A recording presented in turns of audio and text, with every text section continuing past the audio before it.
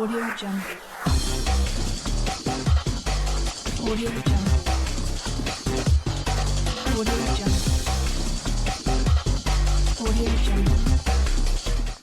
السلام عليكم، ازيكم؟ في الفيديو ده بقى هعرفكم سر نجاح الكيكة اللي هتخليها معاكم هشة وجميلة جدا وقوامها وارتفاعها تحفة زي ما انتوا شايفين كده، ولونها وطعمها هيجنن. تابعوا كده لاخر الفيديو وامشوا على الخطوات بالظبط، هتطلع معاكم مظبوطة.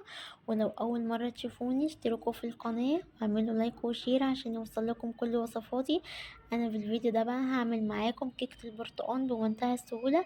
هجيب كده درق الخلاط وهنزل ب5 بيضات، عليهم كده معلقة من الخل، وعليهم ظرفين كده من الفانيليا، ومعلقتين من بشر البرتقال، وكوباية من عصير البرتقال، وكوباية الا ربع كده سمنة على زيت، وكوباية ونص سكر. هضرب كل المكونات مع بعض في الخلاط وهركنهم كده على جنب، وممكن نقلل كمية السكر نخليها كوباية وربع لو حابين.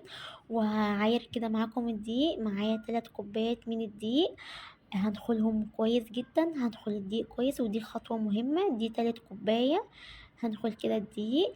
وهضيف كمان ظرف كده من الكيك شيف، عليهم كده معلقة كبيرة هرمية من النشا. وهقلب كل المكونات مع بعض خالص. وهضيف كده بقى الخليط معايا، هنزل كده بالخليط كله.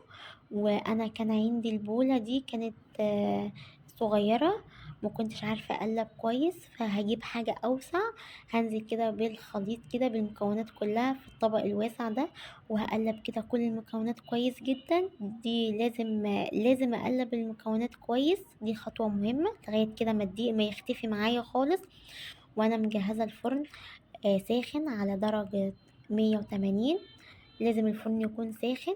وهجيب كده عند الصينية او القالب. انا الصينية اللي انا كنت بستخدمها كان مقاس 26، انت ممكن تستخدمي مقاس 24 لو حابة. هنزل كده بالخليط، وانا الصينية دهناها سمنة بالزيت. مهم جدا ندهن الصينية سمنة بلاش زيت. وهدخلها كده الفرن. اخدت معايا بالظبط نص ساعة، ممكن تاخد معاكي من نص ساعة لساعة الا ربع. انا طبعا طلعتها من الفرن على طول وقطعتها معاكم، فكانت سخنة جدا، فهخليها تهدى شوية كده لمدة ربع ساعة. وهطلعها معاكم كده زي ما انتوا شايفين قوامها وارتفاعها ولونها تحفة وهشة جدا وطعمها جميل خالص. جربوها واكتبوا لي رأيكم في الكومنتات، ومتنسوش تعملوا لايك وشير.